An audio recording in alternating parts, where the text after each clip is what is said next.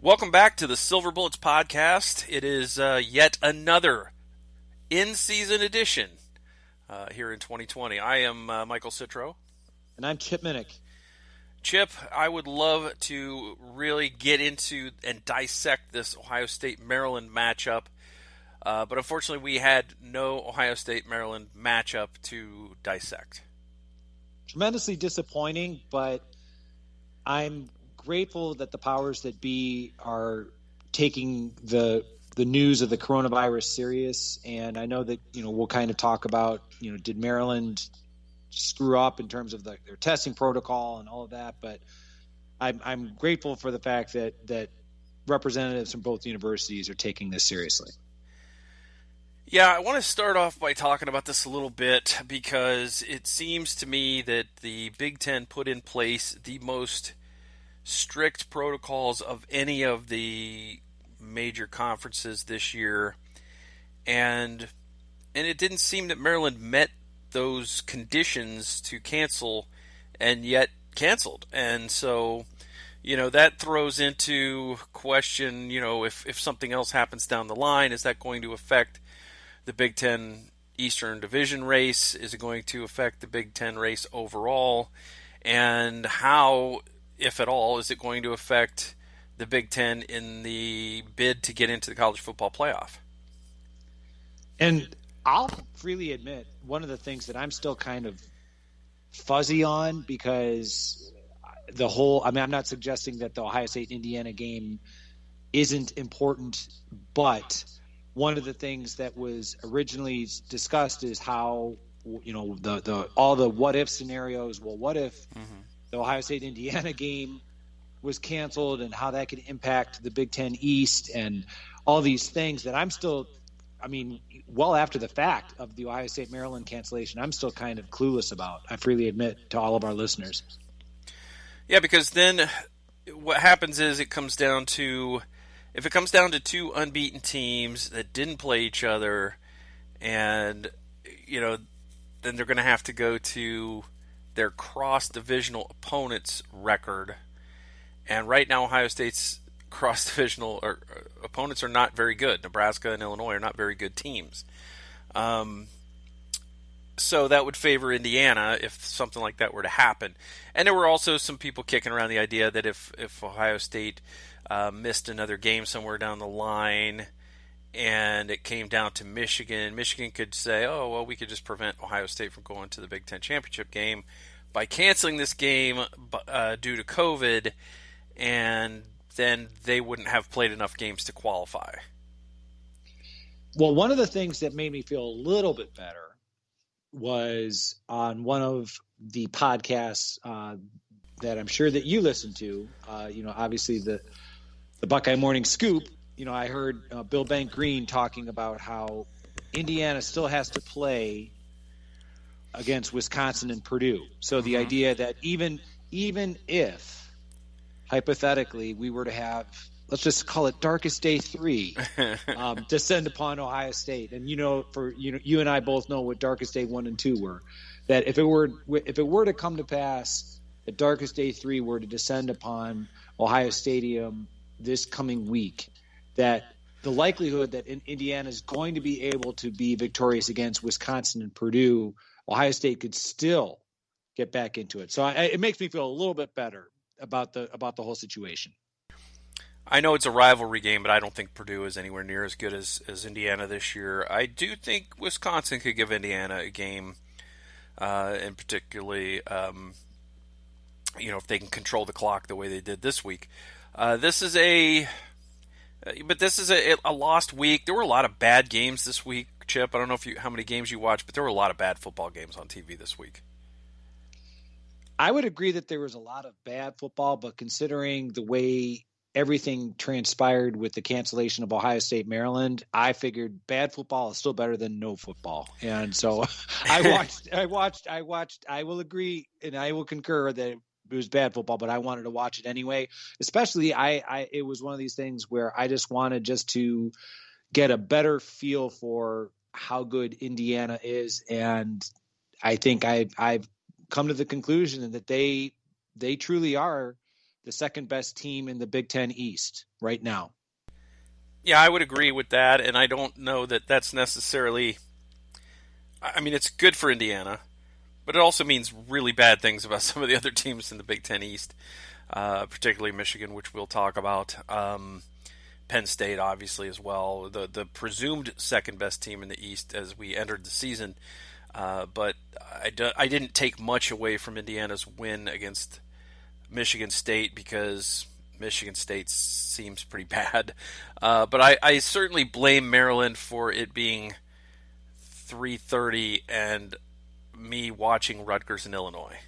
That was not planned. I was not planning to watch Rutgers, Illinois. Well, that is kind of some self-abuse there in terms of watching. I'll tell you what, I'll give you props for the pre-scouting of a future Ohio State opponent. How's that?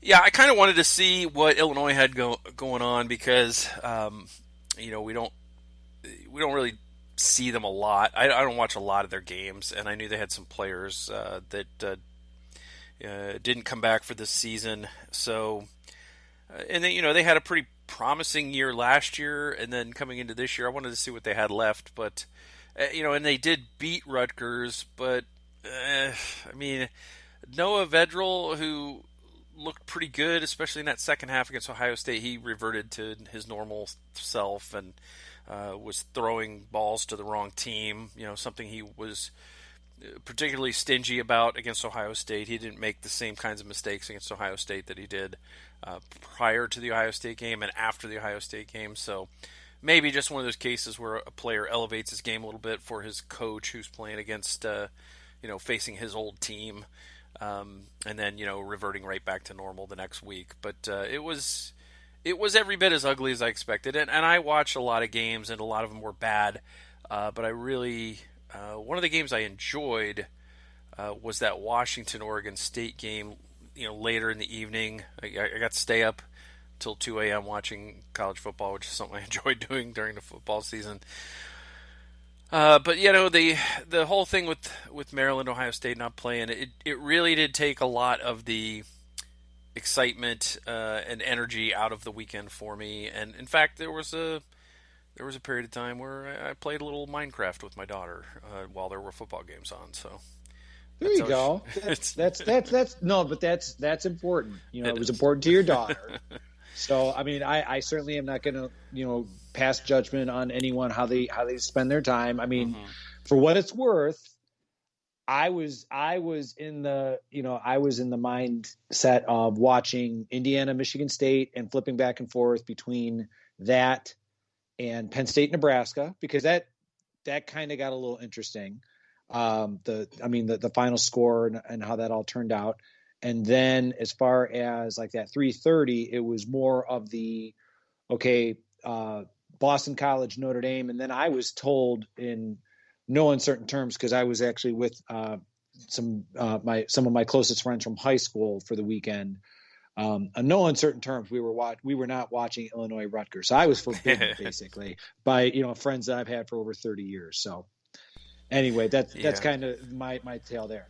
I flipped around and watched some of the other games, bits and pieces of the other games, but they, most of them were so lopsided that I couldn't really watch them for very long.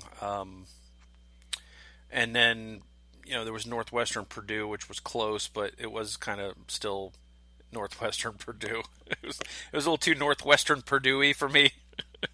So I understand what you mean. Yeah, I had a little trouble watching that. Iowa was not threatened by Minnesota much. And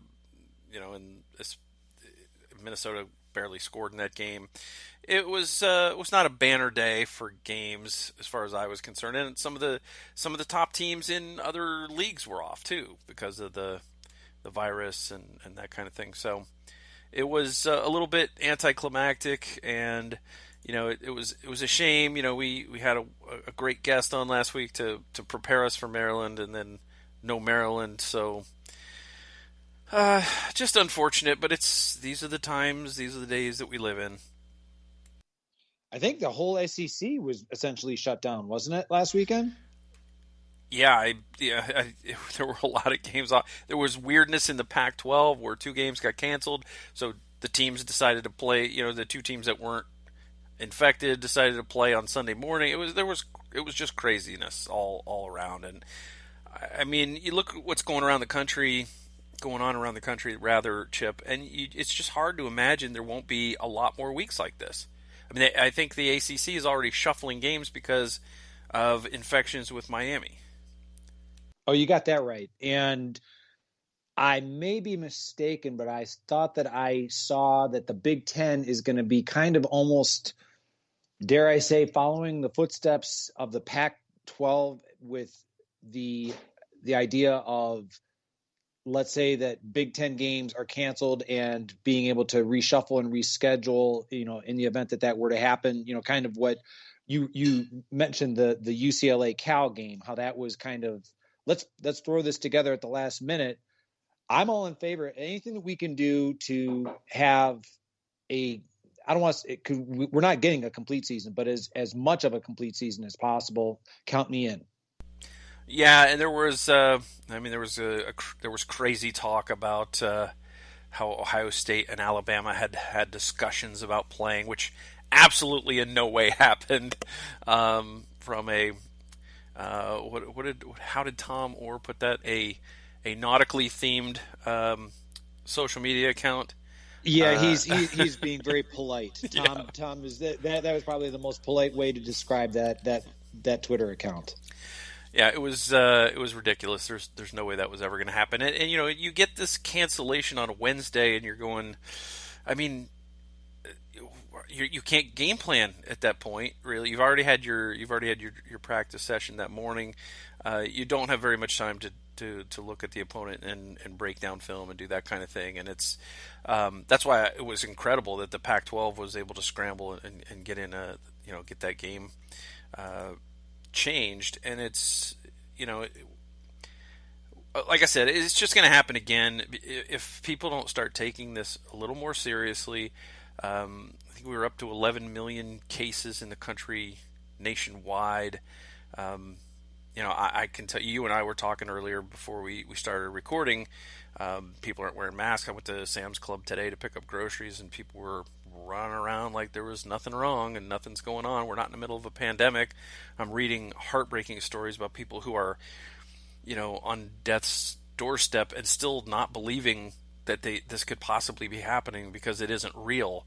I hate to tell people this, but this is a real, actual virus that's actually capable of killing people. So, don't go out, stay home, don't go places, don't do things, don't go to crowded areas, and if you do have to go to crowded areas, wear a mask. That's my, I guess, public service announcement for this podcast. Well, I'm appreciative of it. I know that, as you said, there are a lot of people, unfortunately, who have continued to deem the coronavirus as not being as serious. It only impacts, those who are very old.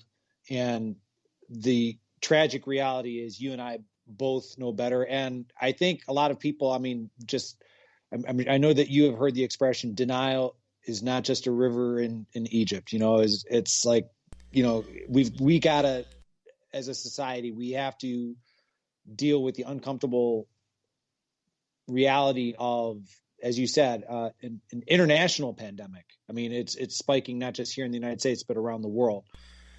So we need to take it seriously. And so anything we can do collectively to treat each other better, kind of that old expression of, as Governor DeWine in the state of Ohio said last week, it's like the idea of the golden rule, like to treat others the way you would want to be treated. Like I would, even if I'm feeling healthy, I have to behave as though that I have it when I'm in the presence of others, and believe that others have it when I'm around them. So, as you said, to model good behavior, don't go out if you don't need to.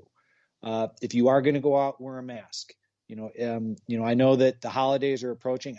For one, I'm truly looking forward to having my oldest home from Ohio State. I can't wait to have her home. But guess what? Like, this is going to be the first time in my daughters as well as my sons, their lives, that we're having Thanksgiving dinner at the Minnich household, just us. I mean, we're not going anywhere. We're not seeing anyone. We're not doing anything.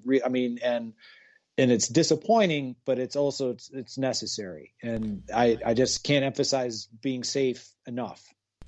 Right, and it's not a case of letting it control your life or living in fear.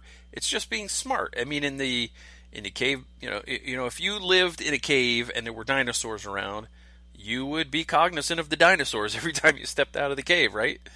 It's just self-preservation. It's just the smart thing to do. And nobody's saying that anybody has to cancel Christmas or cancel Thanksgiving. You can still have it. Just be smart about it. Smart about how you do it, and do things smaller scale than you might normally do them. And let's get through this. They're testing some vaccines. They're having some promising results. So it might not be too much longer that we have to deal with this. But let's just do it in a smart way, and get on with it. And the more you move around, and the more people you come in contact with, the more likelihood there is that you're going to catch it, or you're going to, you're going to be infected, and then you're going to infect others. I know that one thing that you know about me, Chip, is that I am also a soccer blogger, and what we're seeing a lot of is that players leaving their club teams in sort of the, not really a bubble, but kind of the more isolated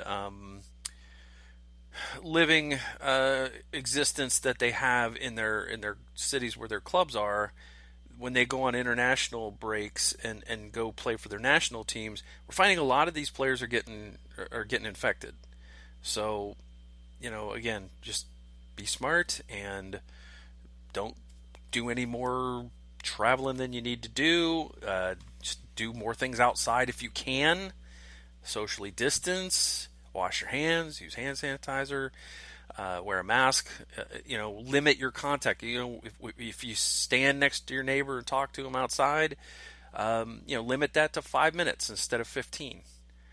Just little adjustments. It doesn't have to be huge things. So, does it suck? Yes, but so does killing people, and inadvertently killing people that you love, or total strangers for that matter. So, I didn't mean this to go off the rails, but certainly we're seeing this affect our sport, Chip. So I think it bears repeating that none of us are immune. There's no such thing as immunity. Well, I will conclude by saying, for all of the inconveniences that 2020 has presented to all of us, as you said, nobody is immune from getting the virus. Nobody should think that they are beyond the capacity of wearing a mask. I will merely say and implore anyone who listens to our podcast, the sooner we get through this by doing everything that Michael recommended and I completely support, the sooner we can get to having a regular 2021 college football season where we're in the stands and we get to see a full complement of games. Absolutely. All right, Chip. Well, now that we have broken down the Ohio State-Maryland matchup in great detail, it's a shame. This was a game that we were looking forward to more than usual because it was at Maryland. It was, Maryland had been coming off some impressive performances, and really we didn't get to see what that test looked like. We didn't get to see how Ohio State would respond to playing Maryland on the road after, kind of some lackluster second halves of games that they basically controlled. Sorry about that. I was trying to unmute myself and was missing. I completely agree. I think, all the rumors about, did Maryland follow the protocols? Did Maryland players have too much of a celebratory atmosphere after they beat Penn State? I mean, we'll never really know. I mean, it's beyond our control now. It's beyond, there's nothing we can do about it. The game was canceled. You have to just kind of move on. But it is very disappointing because I wanted to see if what we saw, you and I and other Ohio State fans saw in the second half against Rutgers, was that an aberration? Was that, kind of, all right, was that a sign of bad things developing along the defensive side of the ball, especially in the secondary? Did Ohio State, did they just take their foot off the gas? All those kind of things. I was looking forward to, again, against a Maryland team that is recruiting better. And there are players like, Rakim Jarrett, who Ohio State legitimately wanted. I mean, they're let's not sugarcoat it. That was a wide receiver that Ohio State at one point would have loved to have had, but when Jarrett originally verbally committed to LSU and then on signing day signed with Maryland, it was kind of like, for at least for the next couple of years, Ohio State fans are going to be looking at him thinking like, what might have been. So, yeah, it's a disappointment that Ohio State, we didn't get to see how Maryland would have stacked up against them. And as we have lamented earlier, it really put a dent in our 3:30 time on Saturday afternoon. It really did. And it's a shame, we had like I said, we had a great conversation with Lila Bromberg last week talking about Maryland, and it seems to have been all for naught. We didn't get to see if our score predictions, who was going to be closer. Didn't get to see if our picks to click actually clicked. So, here we are. We're starting over. All right, Chip.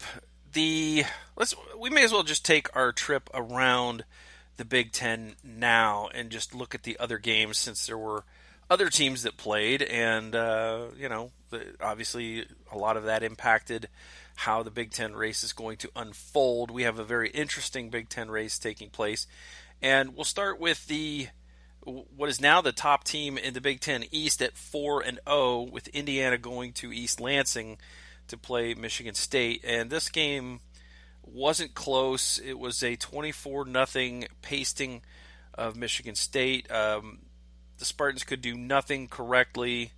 Indiana, I think it could have been worse. Indiana, I think, turned the ball over a couple times. It could have been worse. Michael Penix threw for 320 yards. Stevie Scott ran for 84 yards. Ty Freifogel, there's a name. He's a good receiver, but I never thought I'd see Ty Freifogel going 11 catches for 200 yards and 2 scores against a traditionally good Big Ten team, even though they're not a good Big Ten team this year.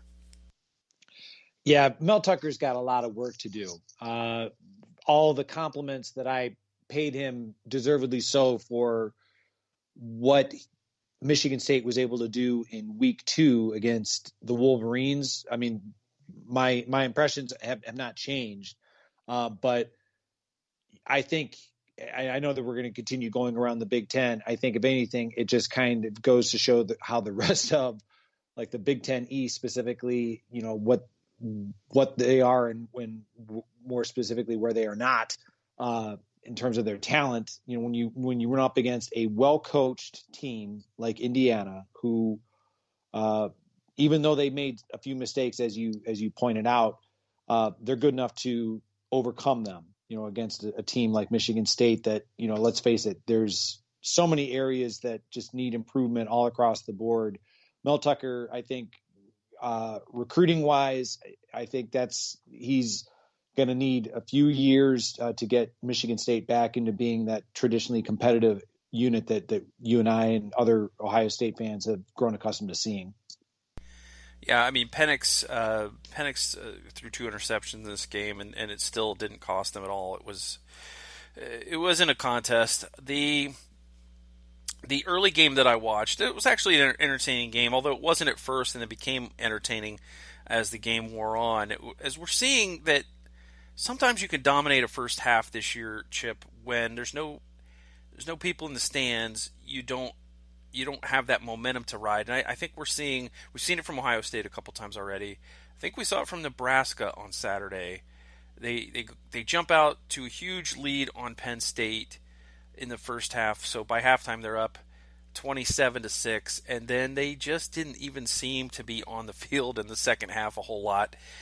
Didn't get anything done, couldn't stop anything, and they did manage to hold a couple of times, and Penn State made it close. But Nebraska wins 30-23, and Penn State had a chance to tie that game late. But Nebraska had this thing well in hand, and in the second half, they just didn't have the same kind of fire in them. And we've seen this from Penn State, too. Penn State came out in the second half, and they said, we're not going to lay down. We're going to fight back and see if we can get back in this thing. And they did. So, kudos to them for that. But they're still 0-4, and Nebraska now 1-2. I certainly, as I think back on the abbreviated Big Ten schedule, because I know that you and I both picked Penn State to finish second in the Big Ten East. I will freely admit I thought there was a chance that Indiana could pull off the upset in the week 1 game, against Penn State. I thought obviously Ohio State was going to defeat Penn State. Never anticipated the beating that they experienced at the hands of Maryland. And I certainly thought that, at a glance, that all of the challenges that Nebraska had, I thought Penn State would be victorious there. So at worst, 3-1, maybe 2-2, never, ever. And if you find somebody who is going to sit and tell you, I knew Penn State was going to be 0-4, that, yeah, right. And sell me another bridge in Brooklyn while you're at it. Make it there's no way anyone foresaw this with the talent on Penn State's roster. Now, I'm happy for Nebraska. I think that the Luke McCaffrey era has dawned in Lincoln. I think, no disrespect to Adrian Martinez, I think that, all of the belief that Luke McCaffrey is kind of the, a better fit for what Scott Frost wants to do offensively.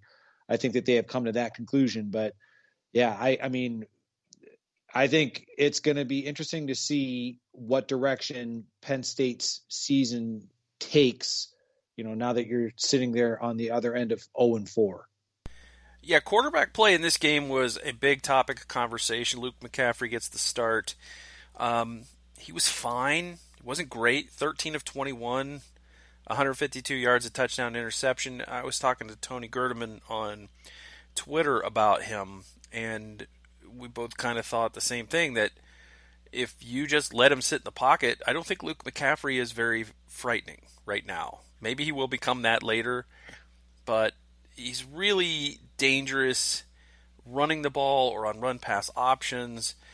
He just doesn't strike any fear into you as a pocket passer. So if you can, drop 8 into coverage or whatever and make him stand back there and try to find a receiver, you're probably better off.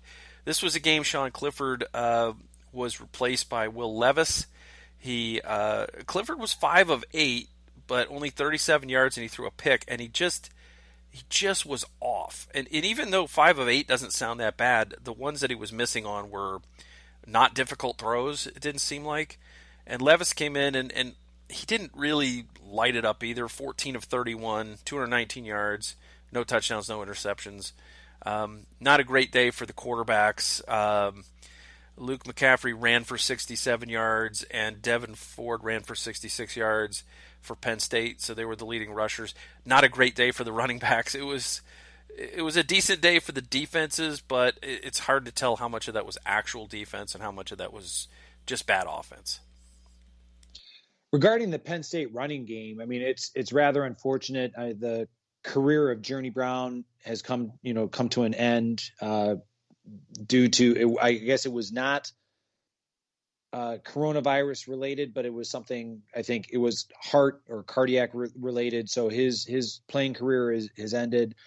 It was kind of murky circumstances in the first game of the season against Indiana. Noah Cain was lost. So, I mean, you're down to your third string running back, some true freshmen.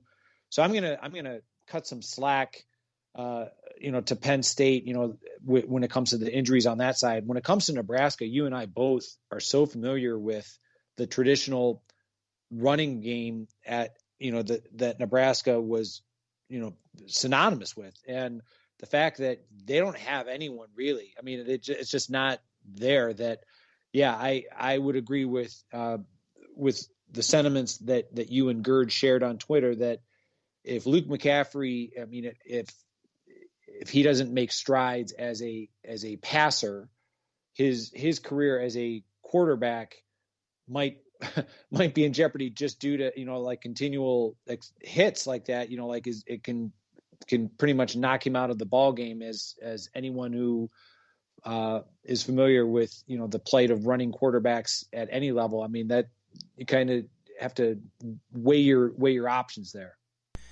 Yeah, Clifford also turned the ball over on a fumble that was scooped and scored by Nebraska. Levis ran 18 times for 61 yards. Clifford ran 6 times for 19 yards. So between the two of them, their quarterbacks at Penn State ran 24 times. It's not ideal. Their offense does have some quarterback run incorporated in, but it's not ideal for them to be running the ball that much, the quarterbacks, that is. That was the critique that I always had of Tom Herman when he was the offensive coordinator here at Ohio State, is that he seemed to rely a lot on the quarterback run. And that was one of the most marked differences when Ryan Day took over. That you saw that the quarterback run was not nearly as much of a staple of the Ohio State offense. So say what you will, I think anytime that you are overly reliant on the quarterback run, not only are you putting that player's health in jeopardy, but I just think I'll just say that the cascading effect it has on the other areas of the offense, such as the runners on your team, that it just seems to dramatically impact their overall performance as well. Speaking of running quarterbacks, Chip, let's move on to Illinois and Rutgers. And if it wasn't for running the quarterback, I don't know what Illinois would have done in this game, but Rutgers could not stop Lil Juice. They have another Isaiah Williams there, and he ran 31 times for a school record 192 yards and a touchdown, and any time he ran it, he was getting whatever he wanted, and Rutgers had no answer, particularly in the second half. Rutgers actually led this 13-7 at the break and got outscored 16-7 in the second half. Illinois was able to kick a field goal to win this thing, and it looked like it was going to be. It looked like it might be some free football, and not that anybody wanted free football from Illinois and Rutgers, but in the end, it was not free football because the Illini were able to kick a 47-yarder late in that game to win it. So 23-20, Illinois is on the board with a win, 1-3, and Rutgers also 1-3. Well, Illinois, let's face it. I mean, I think Little Juice, as you referred to him, that is one of the rare recruiting wins for Lovie Smith when it comes to a player of that caliber. Getting him. If memory serves, and maybe Gerd and Tom or may remember it better, I seem to recall that Ohio State offered him, but certainly not as a quarterback. Like it was more of kind of that utility player, and Illinois said, no, we'll let you play quarterback, which is why he went there. We talked about Rutgers. I have complete faith in Greg Schiano in eventually making the Scarlet Knights more competitive. I think right now you're just looking at, okay, he's trying to make the best of whatever he can to get through this season. Yeah, it was a good day for Isaiah Pacheco, 133 yards on the ground, did not get in the end zone. But Isaiah Williams, you mentioned him getting to play quarterback for Illinois. I'm not sure that's what he was actually doing. 31 carries for 192 yards. Right. In passing, only 7 of 18 for 104. But he did avoid turnover, didn't throw a pick, also didn't throw a touchdown. Vedral ended up 21 of 34 for 256 yards, and 2 touchdowns, but 3 interceptions in this game. And they were just really, really bad throws or bad decisions. And it was kind of reminiscent of what we saw from Noah Vedral before the Ohio State game, like I said. So Good for Illinois. They're in the win column. Bo Melton had a big day for Rutgers, 5 catches, 150 yards, 2 touchdowns. But there just wasn't enough of that sustained, especially in the second half. And a little bit of, I think, a little bit of field position came into play in the second half, especially in the fourth quarter. So, but Rutgers, they're competitive, but like you said, it's going to take Greg Schiano a little while to get this thing going, up to the standards where he needs to get it. But a close game. I wouldn't say it was a great game, but it was a close game. Well, let's just call it was a game. It was a game. It was definitely a game. There was definitely football-like substance played on the field there. Let us go to Iowa and Minnesota. This is a game I would have suspected would have had major implications for the Big Ten West when this season started. You and I both picked Minnesota pretty highly. I also picked Iowa to finish pretty high in the standings. I had Iowa third behind Minnesota and Wisconsin, and you also had Iowa third behind Minnesota and Wisconsin. So this was always going to be a big game, but Iowa came into this game 1-2, and Minnesota came in also 1-2, and at the end of the day, Iowa just crushed them 35-7, and so Iowa moves to 2-2. Minnesota drops to 1-3. Tanner Morgan in this game was really bad at football, Chip. And that speaks volumes about how bad Minnesota is. I think it's so interesting, and it just makes you wonder, because Minnesota lost their offensive coordinator in the offseason to Penn State, and we already talked about how Penn State's. I mean, it just seems like there's just been this cascading effect of lost players, lost coaches. That's impact. I mean, Minnesota is just very, very bad. So the fact that you and I both picked Minnesota to win the Big Ten West, I mean, that's just going to be, we're going to kind of, when this is all over, what were we thinking? But, what's that expression they talk about with stocks? Like previous performance does not necessarily, right, equal like future results or something like future performance is not previous results not indicative of future results. There you go, that's it. So this was not a game for the quarterbacks, but both teams' running backs played well. Tyler Goodson ran for 142 yards, 2 touchdowns on 20 carries. Mohamed Ibrahim 33 carries, 144 yards, did not get in the end zone.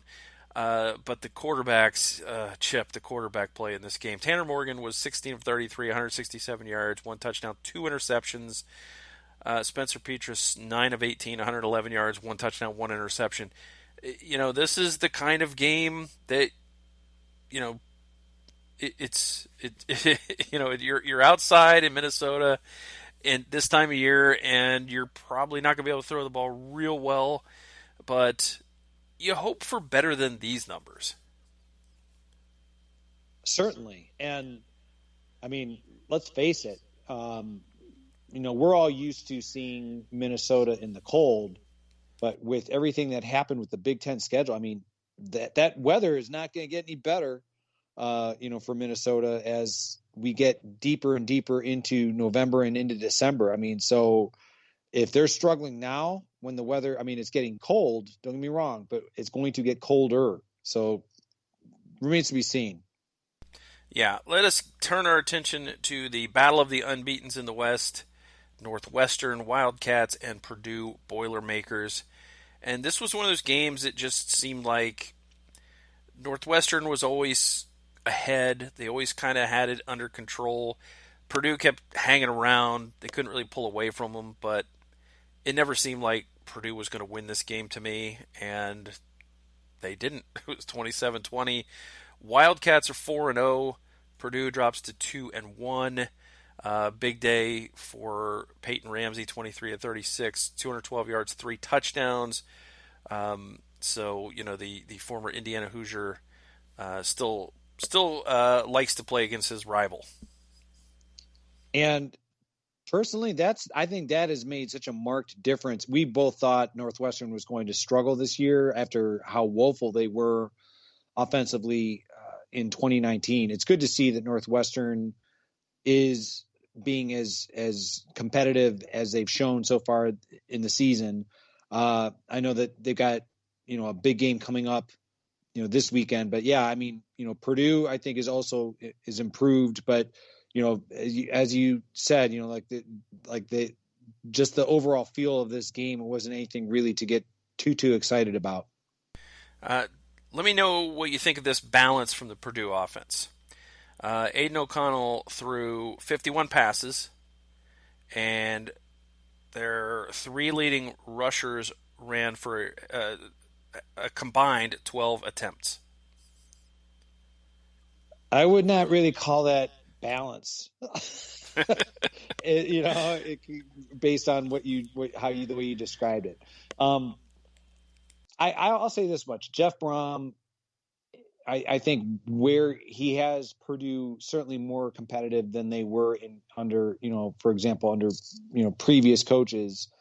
But as I said a moment ago, I think as we get into December, it's going to make it that much more imperative that regardless of whether we're talking Purdue, Northwestern, Ohio State, any team in the Big Ten, there are going to be days where the weather is not going to cooperate, and throwing the ball all over the stadium is not really going to be a winning strategy.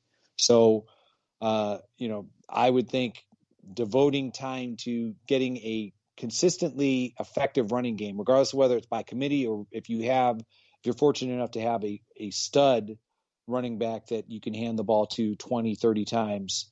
I think we're getting to that part of the season where it's really important to develop a strong running game. Yeah, and this was a little bit the opposite of the Iowa-Minnesota game with the respect to running the ball versus passing the ball. Neither of the teams ran the ball well in this game. Isaiah Bowser for Northwestern was the leading rusher for the Wildcats, 13 carries, 27 yards. Xander Horvath was the leading Purdue rusher, 10 carries, 21 yards. So really no rushing to speak of. Peyton Ramsey, we already talked about. O'Connell, 28 of 51, 263 yards, 2 touchdowns. So they were able to move the ball a little bit in the air, but mostly a defensive struggle. And the Wildcats' defense and their ability to take the ball away is paying dividends. And you know as well as I do, Chip, that if Northwestern if they are allowed to hang around and scrap, they can win games that way. That's their kind of model. It's they don't want an open flowing game. They want an ugly old time Big Ten football grind game. Grind of a game. And that's a compliment to Pat Fitzgerald. I'm sure you've heard the expression that a team takes on it takes on the mindset and attitude of its coach, and that's kind of, Pat Fitzgerald, I will give him credit. Yeah. I know you just said, that they want to kind of, make it like an ugly old style. And when we say ugly old style, that is a compliment, believe it or not, in my estimation, to Pat Fitzgerald he was as a player, just tough, hard-nosed, scrappy, and being able to find as a coach players who have that mindset and instill that same kind of never say die attitude has served him well at Northwestern. All right, Chip, it's the game that you and I have been waiting to talk about because we didn't get to talk about Ohio State. I think my entire Twitter timeline was watching this game in the evening, and that is the primetime matchup between the Wolverines of Michigan and the Badgers of Wisconsin. Of course, Wisconsin had to miss a couple games with COVID-19 infections, but Graham Mertz came out. Could he do what he did against the Illini in this game? Turns out no, but he didn't really need to. Michigan could not get out of their own way in this game. They were never in this game. Wisconsin goes on to win 49-11, but the this was another. We've talked about quarterbacks a lot today, but Joe Milton's first two passes are intercepted. His third and fourth, I believe, were incomplete. So he was really not off to a great start. Ended up getting replaced in this game, and it looked like he had lost his job, right off the bat, because Cade McNamara came in and I think in three passes led his team down the field 75 yards for a touchdown. And it was like, well, remember the Joe Milton era?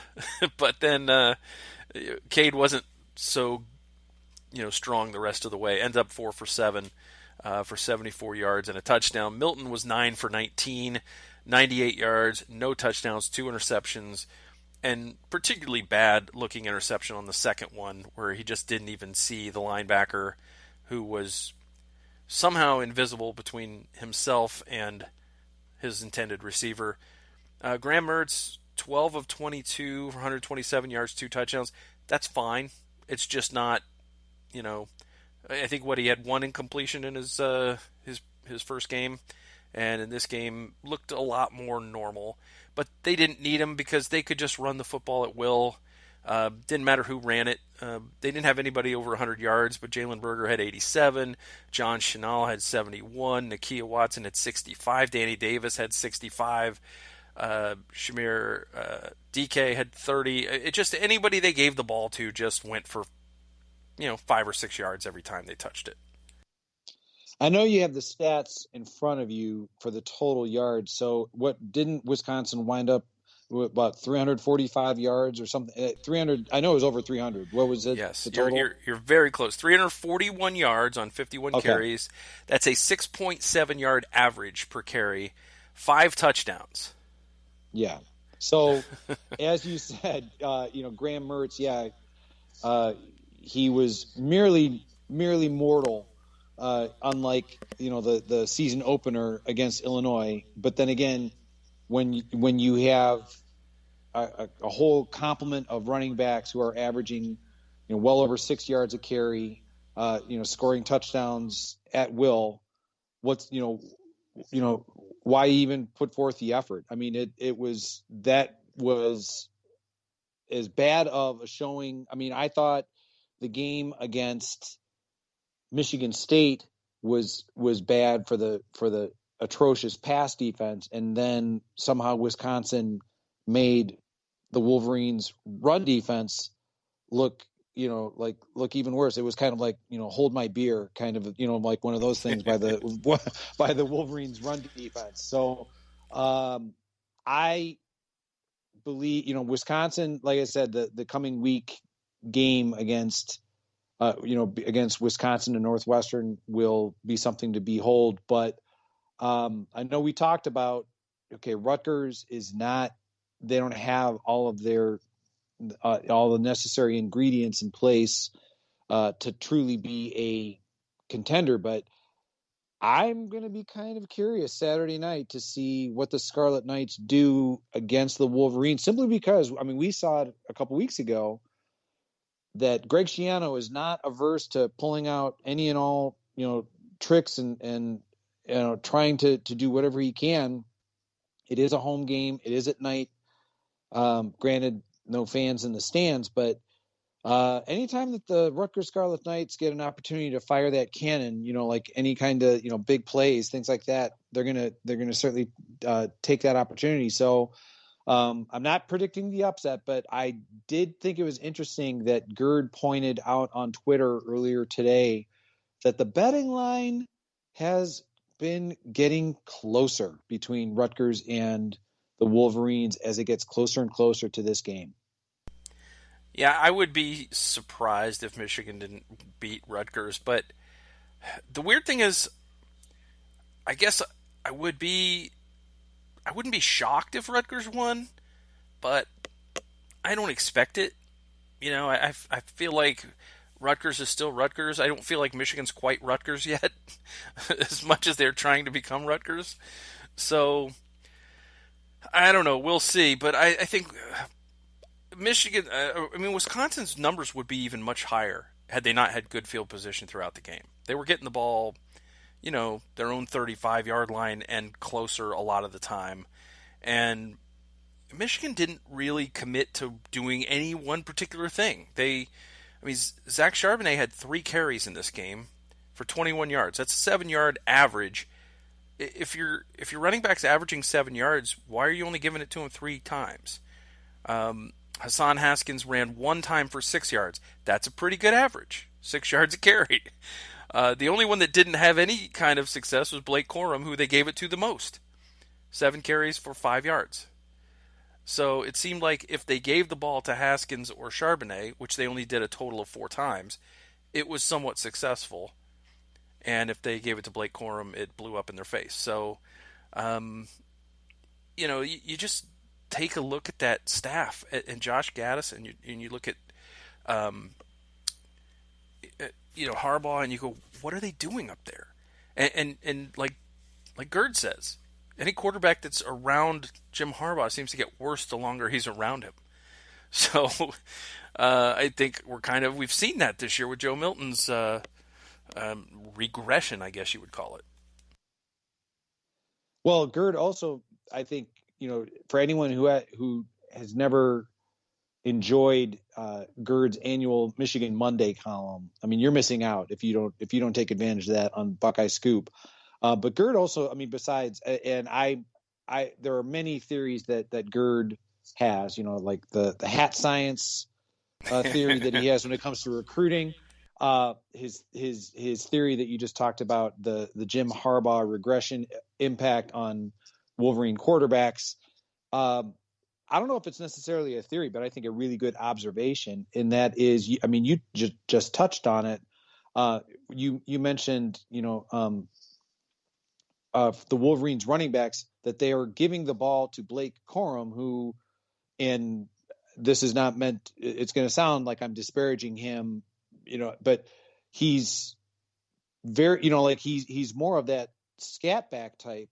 And instead of giving the ball to the guys that, that are averaging 6 yards a carry, like you only get 1 carry, you only get 3. Let's try and run outside and not gain anything. I mean, like what the logic was of the offensive game plan is perplexing. So, it's one of these things where, I always do look forward to Michigan Monday for many reasons, but yeah, I think Gerd really hit a lot of those points about just the lack of offensive.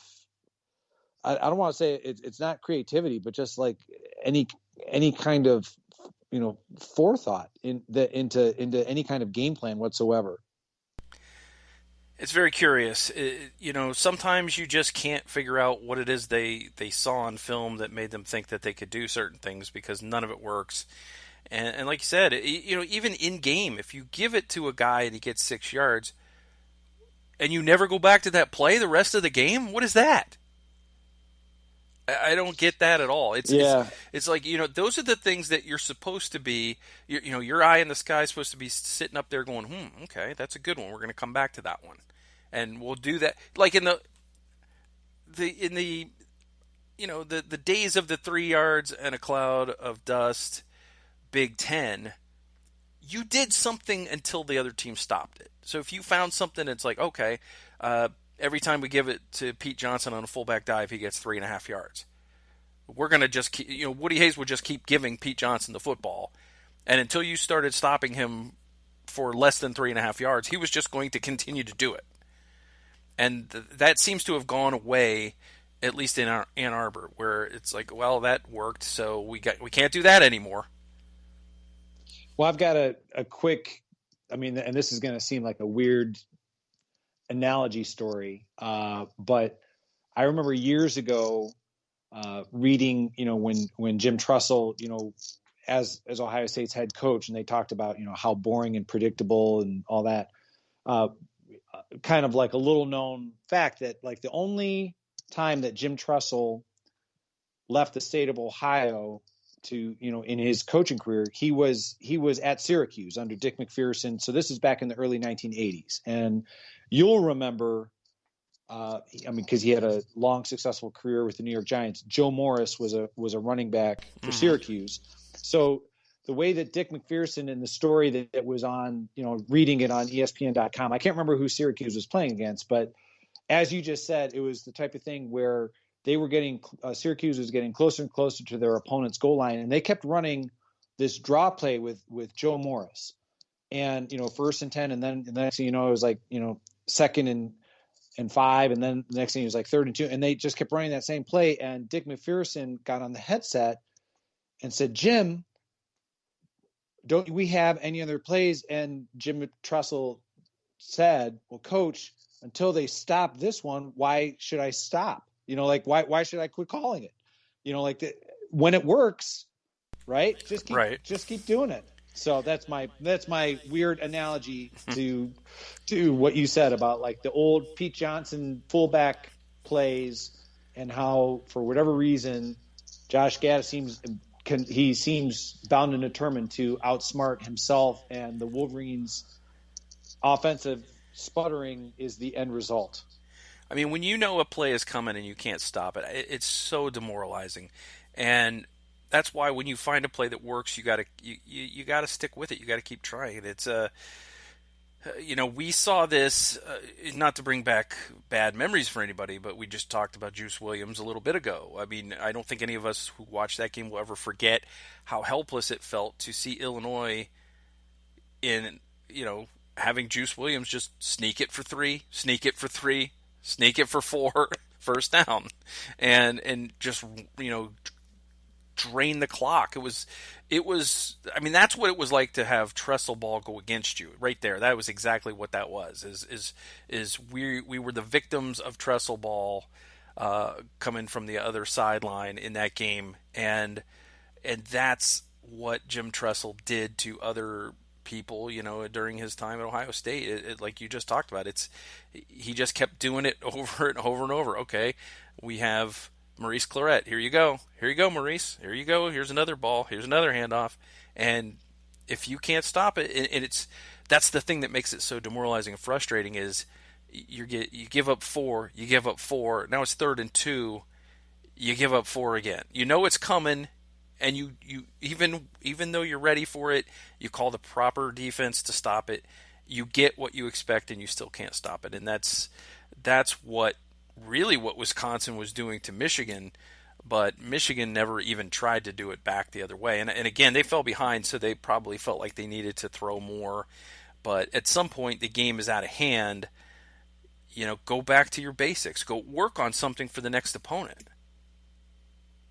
Well, we'll see Saturday night, but as I said a few weeks ago, I think it's going to be a long year up in Ann Arbor.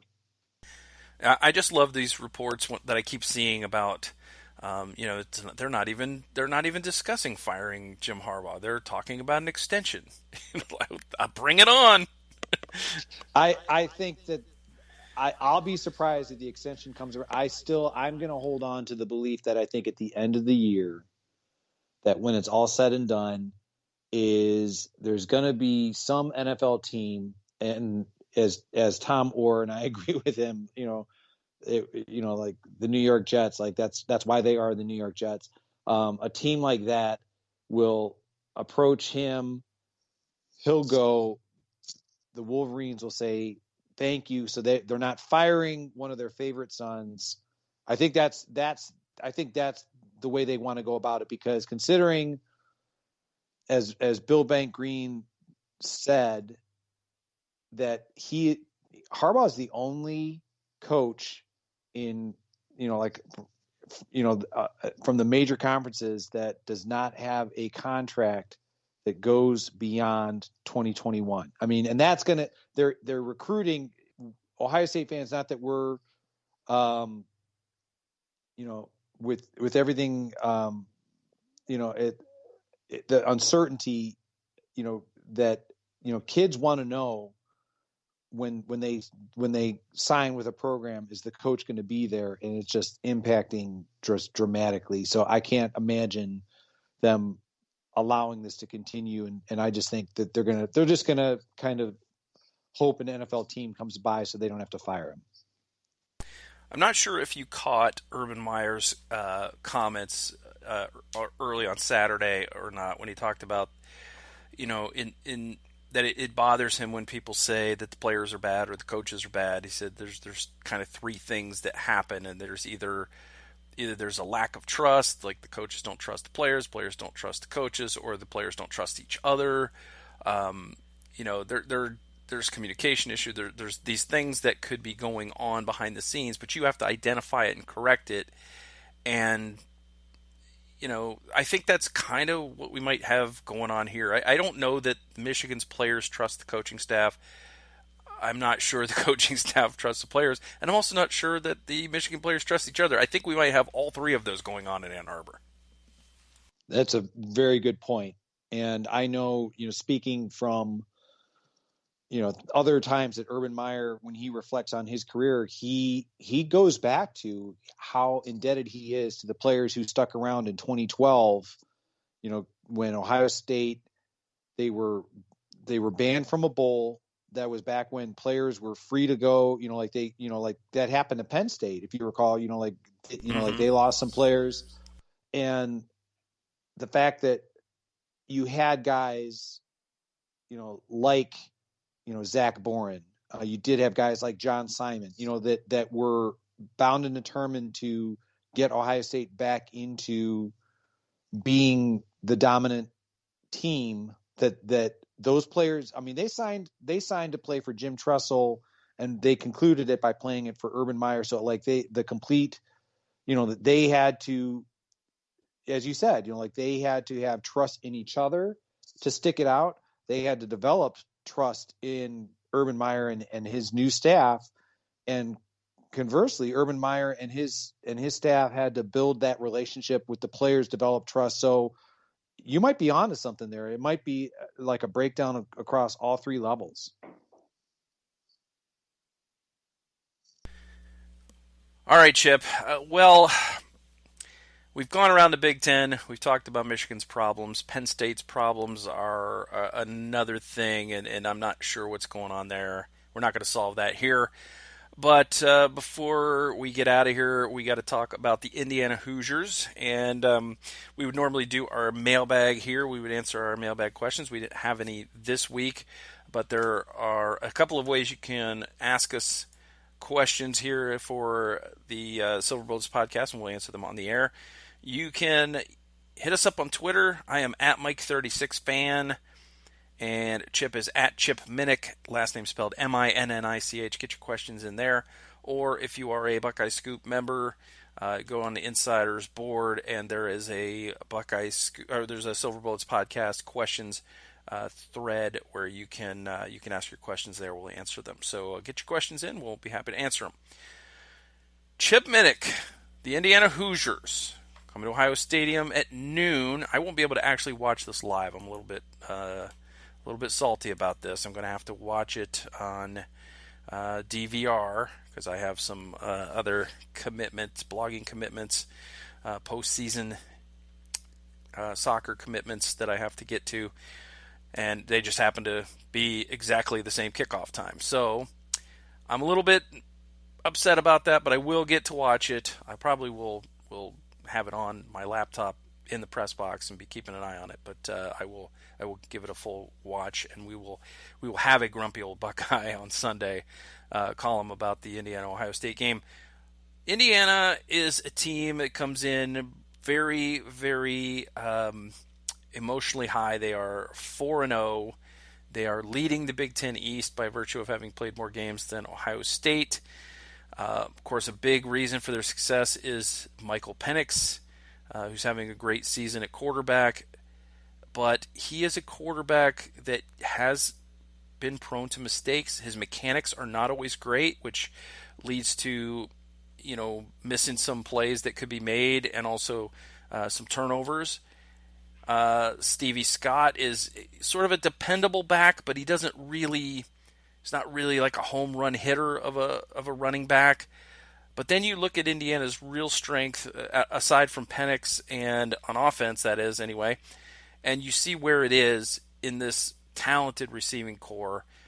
We talked about Ty Freifogel's big game against Michigan State. Whop Philyor is a really good receiver. Peyton Hendershot is a tight end who's hard to handle. this is really where they shine, is that they're able to do some running and some passing. Their offense doesn't really strike fear into you, but when they're efficient, they can be very, very effective.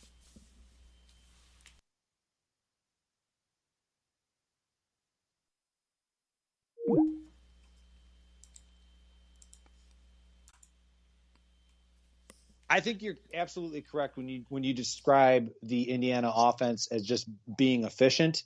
Michael Penix, in terms of, I think we discussed this before, that it's not even the poor man Michael Vick mechanics; it's the like destitute homeless man mechanics. Not that I'm in a great position to truly evaluate, but yeah, I mean, like it's certainly not something that you would take to a coaching clinic in terms of like, I'll do it like this guy, but it works. I mean, it as a Ohio boy who really appreciated Bernie Kosar, somebody who again was not really one for classic mechanics. I can kind of see the brilliance behind it. As far as the running game, yeah, I mean, like, very efficient. I am legitimately concerned about Indiana, that the running game being able to get 2-3 yards at a time, 4 yards at a time, thus opening up for the matchup issues with Peyton Hendershot, because at tight end he is the kind of player who is going to, it'll be interesting to see how Ohio State decides to defend him. Yeah, Indiana's offense, Chip, is only rated 89th in the country in total offense. But the defense for the Hoosiers is ranked 19th nationally, which is a bit surprising to me, because in the early games it did seem like teams were able to move the ball on them. I think Indiana has been able to force some turnovers, which has helped somewhat, but the Indiana defense is really where their strength is. Now, fortunately for Ohio State, the Buckeyes' strength is offense. So it's going to be one of those things where, is the Indiana defense is as good as it's shown so far, or is it because they've played some teams that, I mean, let's face it, Indiana has played, a couple teams that have underachieved this year, like severely underachieved. Have they have shown in other games other than Indiana that they're not just underachieving against Indiana. So it's not just an Indiana thing. It is, it's a Penn State thing. It's a Michigan thing. And, it's if Ohio State can put up points and move the ball, it's going to be hard for Indiana to keep pace with the Buckeye offense, I think.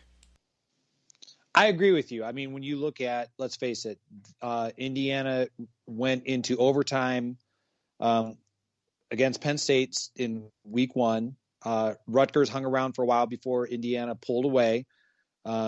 They pretty much, had their way with the Wolverines, but then again, it seems like everyone else is. And, the Spartans, as we discussed earlier, are, they're really starting back from square one. So it begs the question, how good are the opponents that Indiana has played?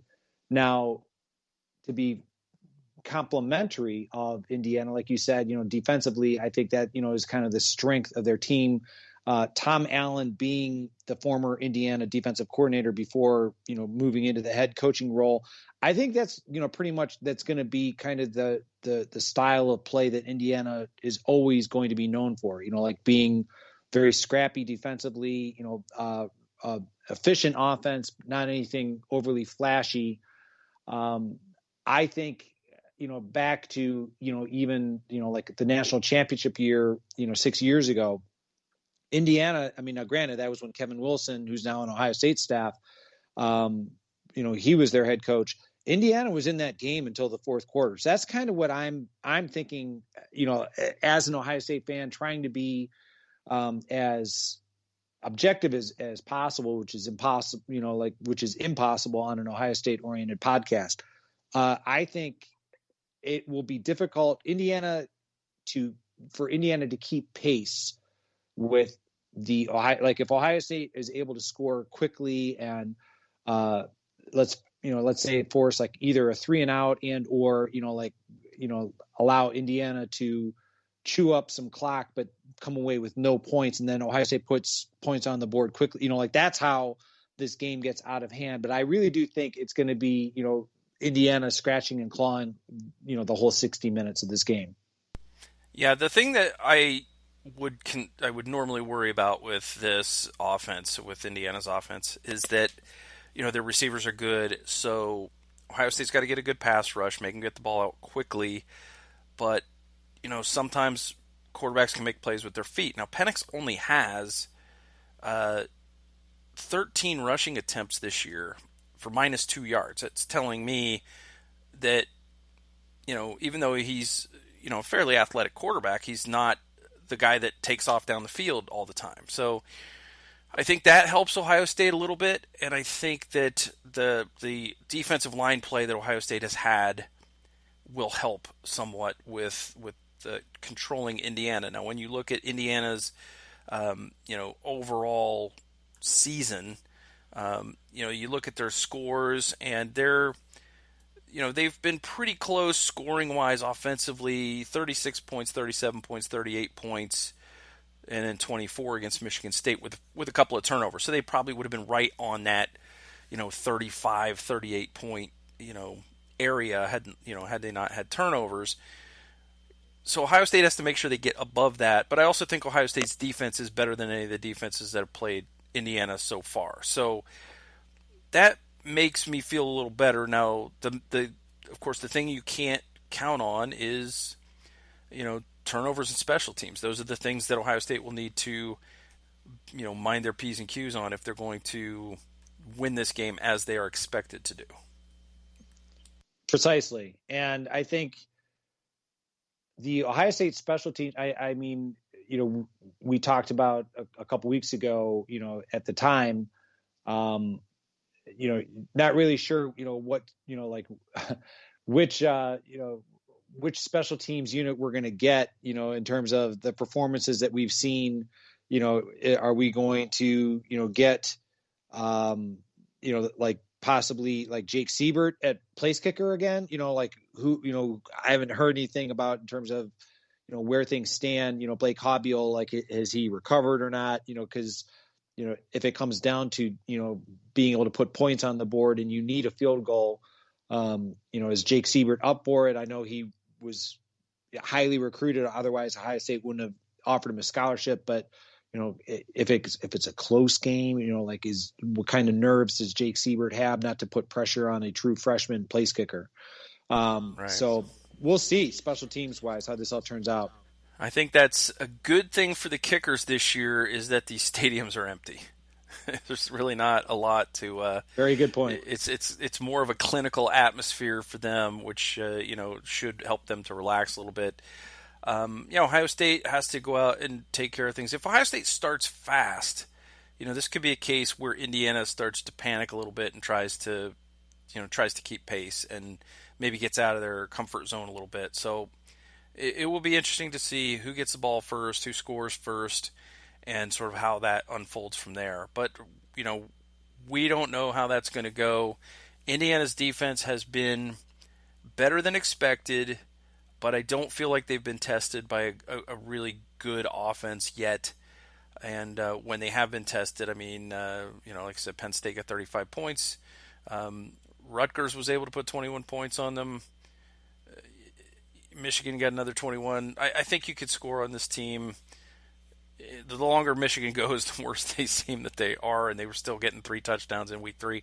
I need to know what is going to happen on Saturday. So I think we'll start with our score predictions, and then we'll get to our picks to click. We often do it the other way around, but I think we'll do the score predictions first.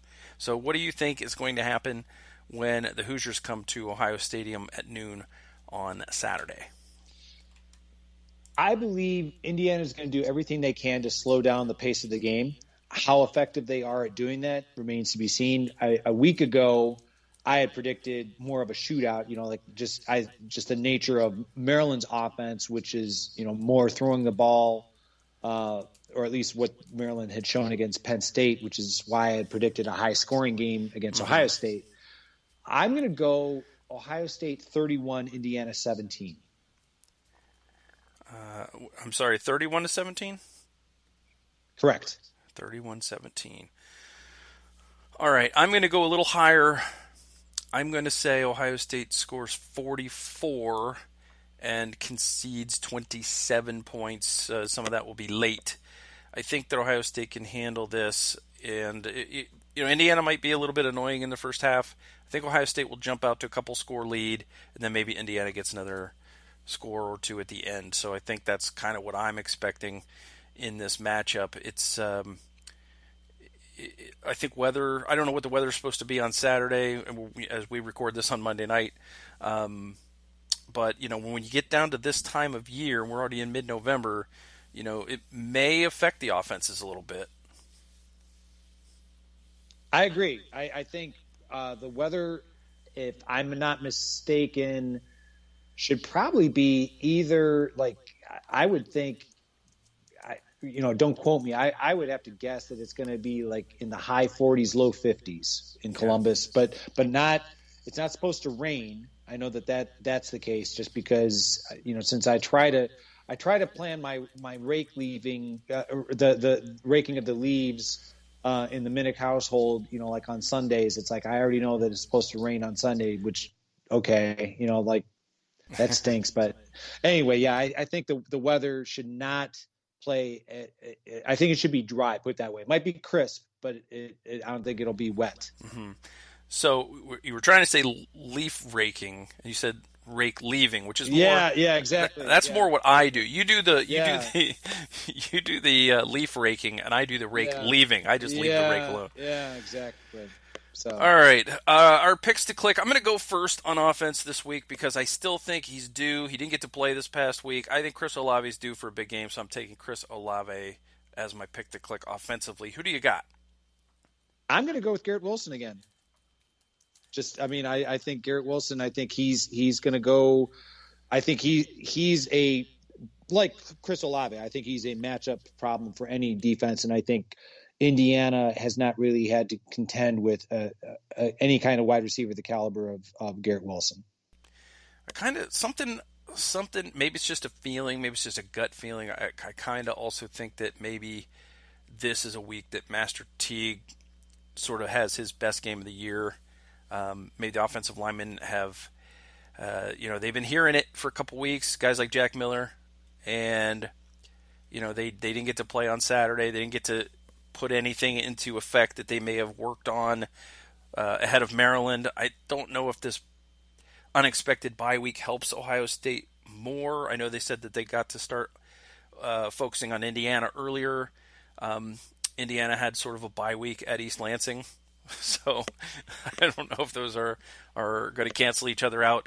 Let's go to the defensive side of the ball, Chip, and get your pick to click on that side. Who's going to click on defense? Well, it might be just laziness on my part. I'm going to go with Pete Werner again. I didn't get I predicted the same players for last week, but for different reasons this week. I think Pete Werner might be called on, especially in terms of coverage, like on Peyton Hendershot. I think that's kind of why I'm thinking Pete Werner, this might be his time to shine. All right. And I had Tommy Togiai against Maryland. I'm not going to stick with Tommy, although I think he'll play well. I'm really not sure what's going on with Zach Harrison in terms of his numbers this year. I think somebody on the end is going to have a big game. I'm going to go with Jonathan Cooper. So going to be able to help out in the run, going to be able to seal the edge, and also going to be able to collapse the pocket from the outside, and sort of force Michael Penix maybe into making some bad throws or throwing off his back foot or that kind of thing. So I'm hoping that this is the week really that Sean Wade is able to take advantage of that, and we will see, because it only is going to help the defensive backs if the defensive ends are having good games. And I think that they're due for a big game on the edge, and whether that's Harrison or Cooper or somebody else remains to be seen. But I think that this is a quarterback that you could force into some mistakes, and I think Ohio State's going to have to focus on doing that, because they're going to it will help Ohio State in this game quite a bit if they can win the turnover battle and if they can, get some extra possessions and keep Indiana from having one of those long grinding the clock drives where they're just eking out 4 yards here and 5 yards there and a 3 yard Stevie Scott run and then a 4 yard out to Peyton Hendershot and that kind of thing. Makes complete sense. All right, Chip, anything else Buckeye-wise that you want to discuss before we put a bow on this episode of Silver Bullets podcast? Just that I'm disappointed that the Big Ten is exercising the 6-day wait, so we don't know the kickoff for Illinois on November 28th yet. We won't know until Saturday night and or Sunday morning. I always like to obviously try and plan well and ahead, in terms of like for my weekends, but so be it. Small price to pay. You have to have time to sculpt your annual, Illabuck replica for the centerpiece on the table and all of that stuff. Got to have time. I told you that. I told you that in confidence, man. Yeah. Well, what happens on the Silver Bullets podcast doesn't stay on the Silver Bullets podcast. It just goes wherever it goes. All right, Chip, where can people find you on the internet? I could be found on the internet. My Twitter handle @Chip Minnich, as Michael said, my last name is spelled Minnich. Besides contributing to this podcast, I'm also a writer for Athlon Sports. Look for articles about Ohio State, specifically this one to drop later in the week. You already know the score prediction, but you'll get an idea in terms of what I'm going to be concentrating on when Ohio State has the ball and when Indiana has the ball. All right, sounds good. You can find me on the internet. On Twitter, you can find me @Mike36Fan. Drop me a line, say hello, give me a follow, and you can read my column on Buckeye Scoop, which is the grumpy old Buckeye. As every week, I talk about the things that really, really, really grind my gears, and in close games, that can be more things, and in blowouts, there can be things that really don't grind my gears all that much, but I like to sort of pretend that it does. Maybe it's a little more tongue in cheek in the lopsided wins. It would be a great time for you to subscribe and become an insider at the Buckeye Scoop. It's you probably got that much laying around in your couch, and you can just subscribe and you go on our Insiders board and ask the Insiders board, and you can find out all kinds of stuff that's behind the scenes and practice reports and all kinds of cool stuff like that. You'll want to, of course, you can get any of our podcasts for free except for special Patreon subscriber ones of the Buckeye Weekly, but they put out 3 or 4 shows a week anyway, so you get tons of podcasts. You can get the Buckeye Weekly, you can get the Morning Scoop, you can get Give and the Bank, and Scoop World Order, and there's Sloopcast. There's all kinds of podcasts. There's a podcast for everyone. Precisely. All right, Chip, that will do it. You and I will come back next week. We'll talk about the Indiana Hoosiers and the Ohio State Buckeyes, and we will prepare for, oh my goodness, is it Illinois week already? Almost? It will be next week, Thanksgiving week. Oh, man. So, that traditional Thanksgiving Illinois rivalry game, we can't wait to break that one down.